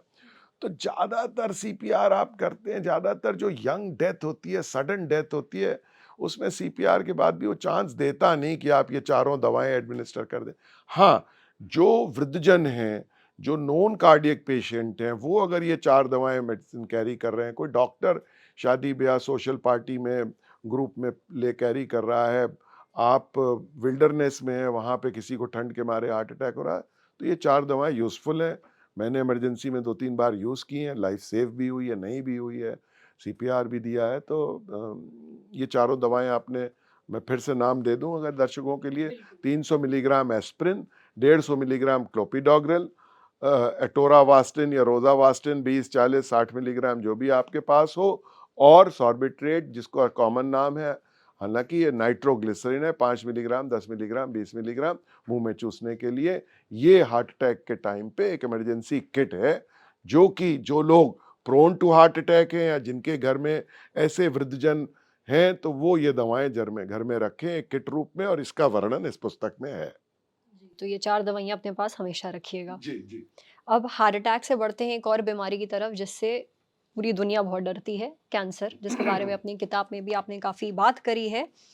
मैं जब भी, मेरा विषय भी है। बिल्कुल, आप इसके डॉक्टर हैं।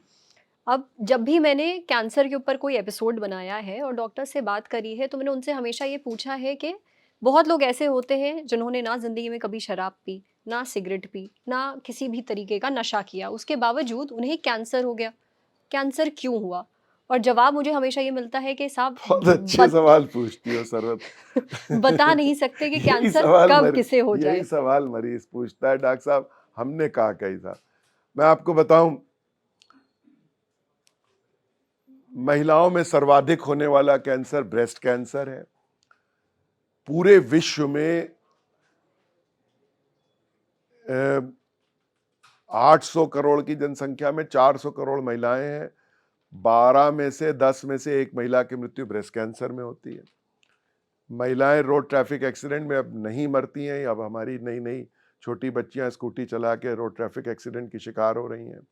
महिलाएं फौज में नहीं मरती हैं। अब हमारी बच्चियां फौज में भी जा रही हैं और हवाई जहाज की पायलट भी बन रही है। महिलाएं वॉर में नहीं मरती हैं। फर्स्ट सेकेंड वर्ल्ड वॉर में 40-40 लोग मर गए। अब ऐसी वॉर हो रही है गाजा में जहां महिलाएं और बच्चे मर रहे हैं। तो महिलाओं में असामयिक मृत्यु का पहला कारण ब्रेस्ट कैंसर है। पुरुषों में लंग और ओरल कैंसर है। मेरे घर में मेरी सगी नानी, सगी दादी, सगी सास, तीनों, सास तो सगी होती, तीनों को ब्रेस्ट कैंसर हुआ। सात्विक महिलाएं, प्योर वेजिटेरियन, कोई सब्सटेंस अब्यूज नहीं, कोई पान तंबाकू नहीं खाया, और उनको ये ब्रेस्ट कैंसर हुआ।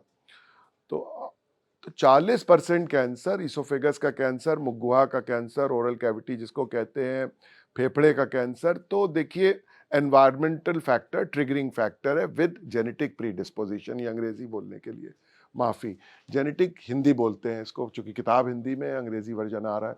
जेनेटिक प्रीडिस्पोजिशन है प्रारब्ध। ऐसा प्रारब्ध है कि जब मुझे ऐसी कुसंगत मिलेगी, या मैं ऐसी कुसंगत लूँगा कि मैंने सिगरेट की संगत ले ली, तंबाकू की संगत ले ली, तो मेरा जीन, मैं पढ़ाता हूँ ऐसे कि जेनेटिक प्रीडिस्पोजिशन, वो जीन जाग उठेगा, अनफर्ल करेगा, खिलेगा, और मेरे मुंह में, मेरे फेफड़े में कैंसर हो जाएगा। पर प्रश्न ये है कि साहब मैंने तो कुछ भी नहीं किया, मैं तो पैसिव स्मोकर ही हूँ। मैंने ही क्या, मैं ऐसे घर में नहीं रही जहाँ कंडा अंगीठी था, मेरा हस्बैंड भी स्मोक नहीं करता था, मेरे बेडरूम में कभी कोई स्मोकर नहीं आया। मैं तो डॉक्टर साहब ऐसे घर में रही जहाँ स्वच्छ वातावरण था। मैं तो दिल्ली में भी नहीं रही जहाँ की वायु खराब है, और मैंने तो सात्विक जल पिया। तो देखिए, कैंसर बेसिकली एक जेनेटिक डिजीज है, जिनमें वातावरण के एनवायरमेंटल फैक्टर से भी कैंसर हो रहा है। इसका गणित का जवाब ये है, इसको ऑड्स रेशियोस कहते हैं। अगर 100 लोग 30 साल तक 20 सिगरेट प्रतिदिन पीते हैं, तो कितने लोगों को फेफड़े या मुंह का कैंसर होगा? तो हम लोग ये पढ़ाते कुल 10 को, 90 को नहीं होगा। तो 90 लोग आर्म फ्लेक्स करके 30 साल बाद कहेंगे, भैया हमने भी 20 सिगरेट कैप्टन की पी, हमें 30 साल की उम्र से सिगरेट पी रहे थे, हमने भी वही कुकर्म किया, हमने भी वही पैकेट पिया जिस पे लिखा है सिगरेट पीने से, हमें तो कैंसर नहीं हुआ। ये रिसर्च करिए। इसको ऑड्स की गणित कहते हैं। उनमें वो जीन नहीं थी, वो जीन प्रोटेक्टेड थे। वो प्रभु के यहां से उस आशीर्वाद से पैदा हुआ कि जाओ बच्चा, तुम तंबाकू खा लेना, तुम सिगरेट पी लेना, तुमका कैंसर ना हो।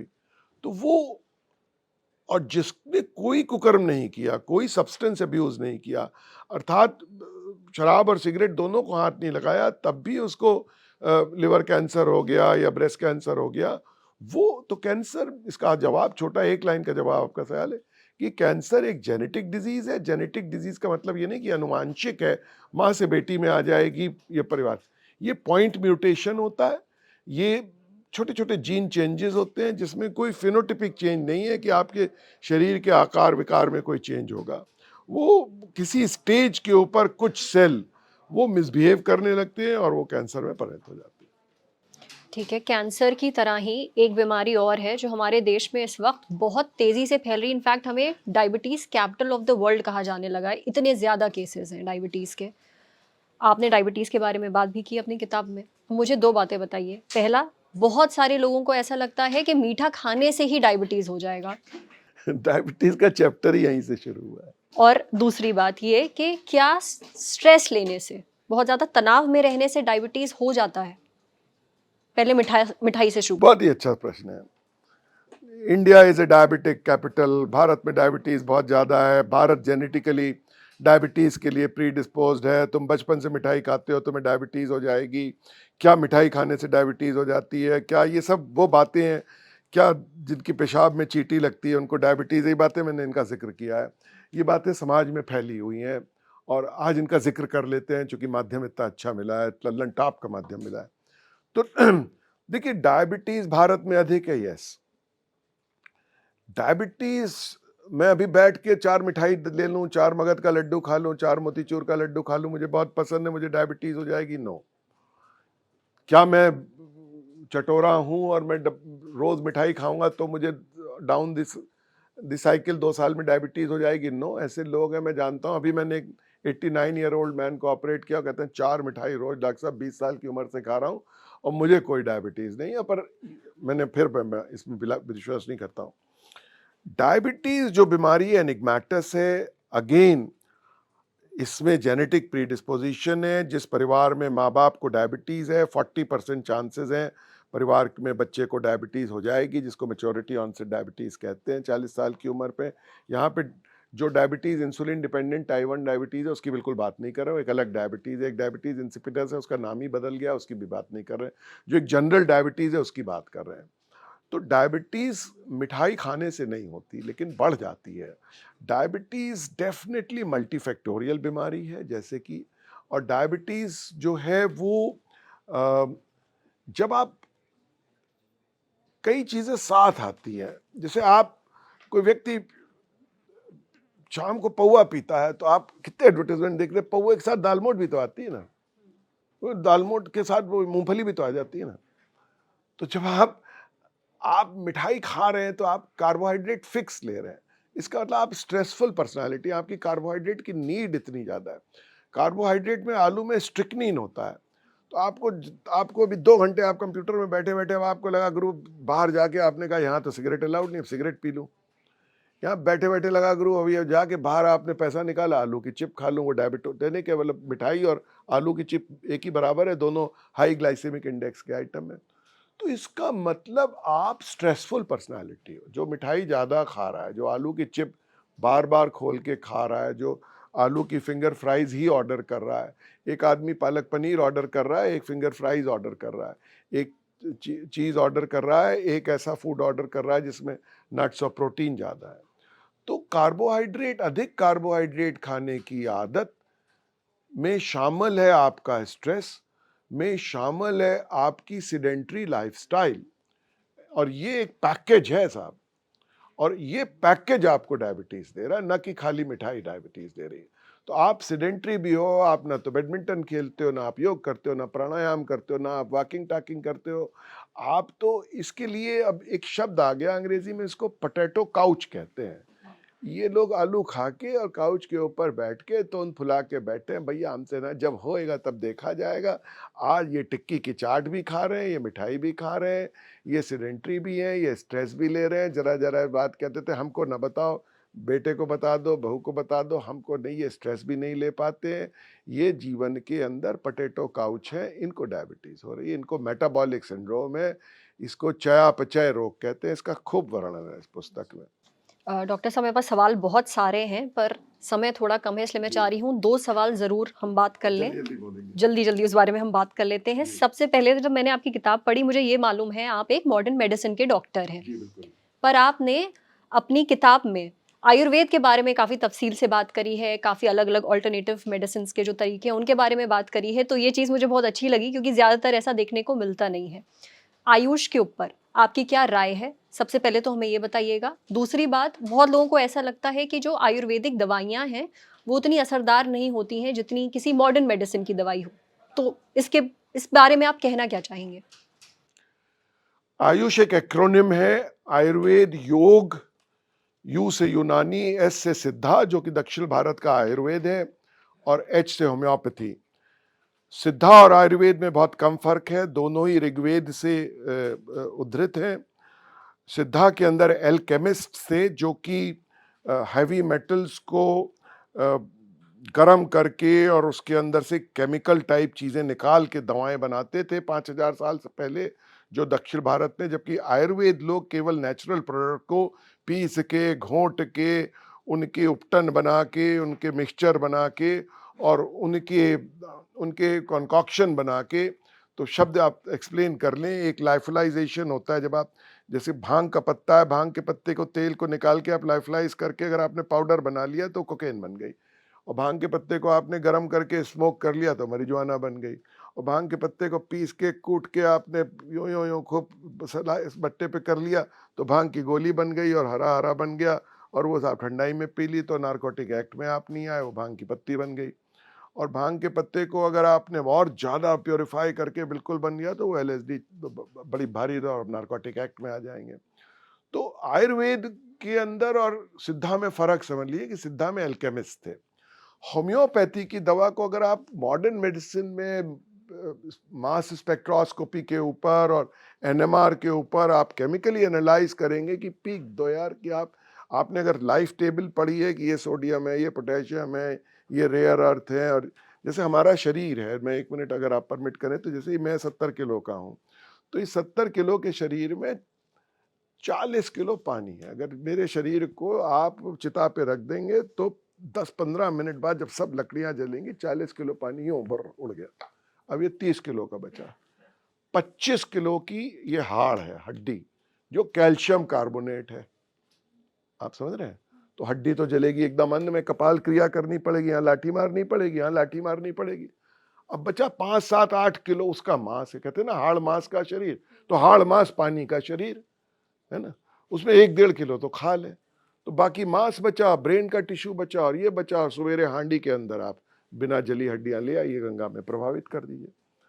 तो ये जो शरीर है इसके अंदर 20-25 मेटल है, सर्वाधिक कैल्शियम है चूंकि हड्डी में, फिर आयरन है, फिर फास्फोरस है। तो अब जो केमिस्ट्री पढ़ा हुआ 12th का भी बच्चा है, वो कहता है भैया केमिकल फार्मूला बताओ। आयुर्वेद वाला तो केमिकल फार्मूला बताता नहीं, पर वो ये कहता है कि मैं सवेरे 5 बजे उठता हूँ, मैं मंत्रोच्चारण करता हूँ, मैं वहाँ से हिमालय में 2000 फीट की हाइट से तुलसी लाता हूँ और मैं आजकल एक शहद खरीद रहा हूँ, और वो शहद जो है उत्तराखंड से कहते हैं नीम का शहद है, और ये कुछ ही पौधे हैं जो नीम का पौधा है, और नीम की कपोल जब होती है तब वो मक्खी जो है वो साहब शहद दाती है, और नीम का शहद है बड़ा महंगा है, मैं शहद से ड्रेसिंग करता हूँ, और ये साहब फलाने फूल का शहद है। अब इस तरीके की बातें हैं, और कहते हैं कि साहब मैं मेरा ये जो सिलबट्टा है आयुर्वेद वाला, ये मेरा जो सिलबट्टा है, इसकी जो मैं स्पीड लाता हूँ जब मैं मंत्र का उच्चारण करता हूँ तो ये नैनो पार्टिकल्स क्रिएट करता है। अब ये बातें मैंने सुनी है बैठ के, जो लोग आयुर्वेद की दवाएं बनाते हैं कि साहब नैनो, अब किसने देखा है वो नैनो पार्टिकल कब क्रिएट है, ये मेरी दवा है। एक आयुर्वेद के अंदर एक साहब भारत सेना ट्रेन चलाती हूँ, कहते हैं मैं आयुर्वेदिक अस्थमा ठीक कर देता हूँ, और एक मछली और दवा खिलाती है, एक परिवार है इधर आंध्र प्रदेश के अंदर, और पूरे देश से ट्रेन जाती है, करीब 20 लाख 10 लाख लोग जाके, और एक पूर्णिमा कार्तिक पूर्णिमा या के दिन वो मछली खाने जाते हैं। तो इसके ऊपर अप्रैल 1994 के इशू में नेचर का जो जर्नल है उस पर एक आर्टिकल छपा।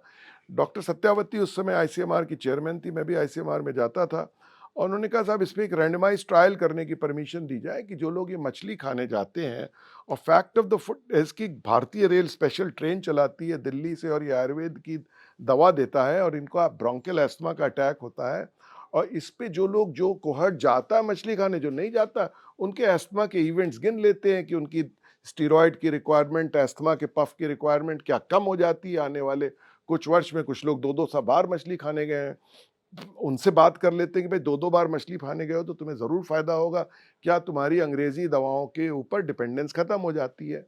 बहरहाल उसकी परमिशन नहीं मिली, वो टेस्ट नहीं हुआ, और रैंडमाइज्ड ट्रायल जिसको कि हम धर्मतुला कहते हैं कि आयुर्वेद की दवाएं भी उस धर्मतुला पे तुले।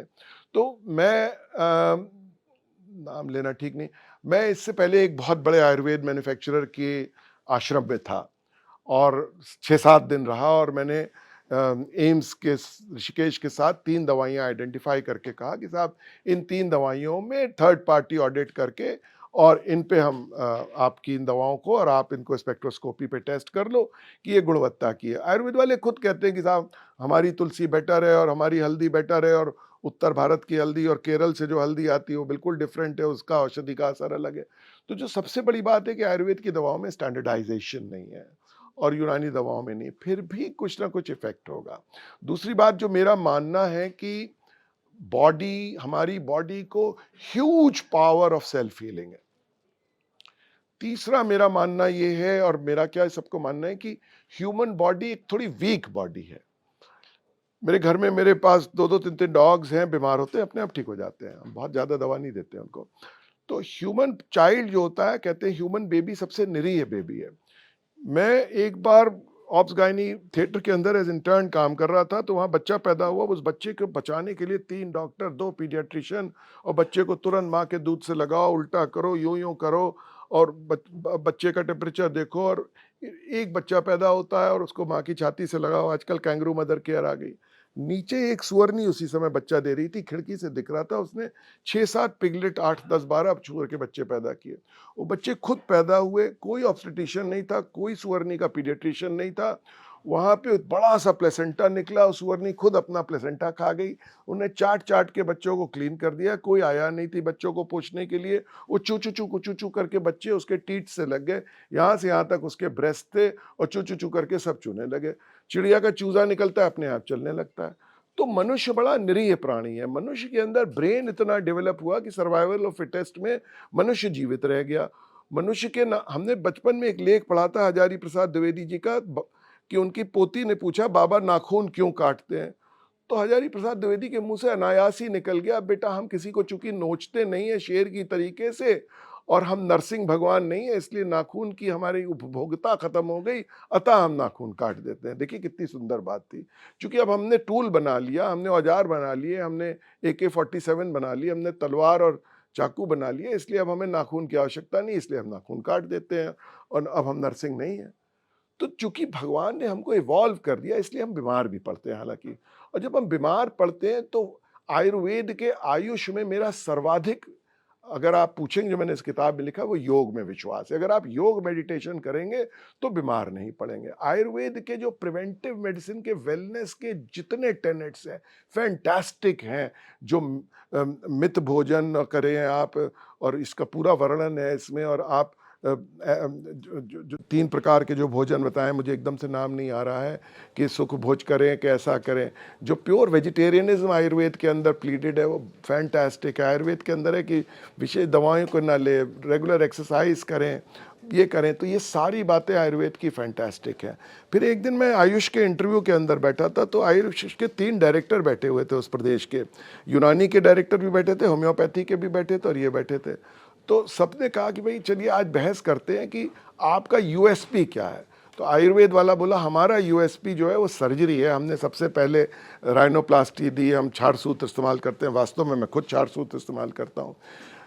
और यूनानी वाला बोला था हमारा यूएसपी पेट के क्रॉनिक रोग है, पेट के क्रॉनिक रोग में हमारी दवाएं बड़ी कारगर है। होम्योपैथी वाला बोला हमारा जो यूनिक सेलिंग पॉइंट है वो खाल के रोग है और हम खाल के रोग में बहुत अच्छी दवा देते हैं। तो ये ज़रूर उनके यूएसपी होंगे। और ये वो लोग बोल रहे थे जो 30 साल से प्योर यूनानी, प्योर आयुर्वेदी और प्योर होम्योपैथी की प्रैक्टिस करते हैं। और इस बात को मैंने यहाँ पे लिया है कि उनकी यूएसपी क्या है, उनकी क्या गुणवत्ता है, वो कैसे इंटीग्रेट होगी। और इसमें एक बात को मैंने कहा कि जो उनकी मेडिसिन है उनको बनाने की वो स्टैंडर्डाइज विधि लिख के और उनको रैंडमाइज ट्रायल पे लिया है। रैंडमाइज ट्रायल वो धर्म तुला है, वो धर्म तुला है जिसपे सबको तुलना है, चाहे वो अंग्रेजी दवा हो, चाहे होम्योपैथी दवा हो, चाहे आयुर्वेद दवा, जिसमें थर्ड पार्टी ऑडिट हो। आप कहते हैं मैं कैंसर ठीक करता हूँ, आप डायग्नोस 10 कैंसर के मरीज ले लें। मुझे आईसीएमआर ने 3-4 बार ये जो क्लेम आए कि साहब हमने गौमूत्र से कैंसर ठीक कर दिया, मैं 3 लोगों के मरीजों को फॉलो करके एग्जामिन करने गया, आईसीएमआर ने मुझे अपना ऑम्बुड्समैन बना दिया। बिल्कुल फॉल्स क्लेम थे, तीनों केसेस में फॉल्स क्लेम थे। उन्होंने राष्ट्रपति तक को चिट्ठी लिख दी कि हमने गौमूत्र से कैंसर ठीक कर दिया। हमने कहा भाई मरीजों के नाम भेजिए, पूरा मैं ऑफिसर डेजिग्नेट किया गया भारत सरकार की तरफ से गया, वो बिल्कुल फॉल्स क्लेम थे। Thank you so much doctor Sandeep. Actually हमारे पास सवाल तो बहुत सारे हैं, पर हमारे जो प्रोड्यूसर साहब बिल्कुल खड़े हुए हैं, क्षमा मांग रहे हैं, पर थोड़ा जी मैं समझ सकता हूँ, बिल्कुल समय कम है हमारे पास। पर आपने बहुत काम की जानकारी हमें दी है, आयुर्वेद से जुड़ी, योग से जुड़ी, साथ ही मॉडर्न मेडिसिन से जुड़ी, पेशेंट राइट से जुड़ी। कोई भी बात आप समझना चाहते हैं, जानना चाहते हैं, तो आप ये किताब पढ़ सकते हैं, अच्छे इलाज के 51 नुस्खे। बहुत बढ़िया किताब है।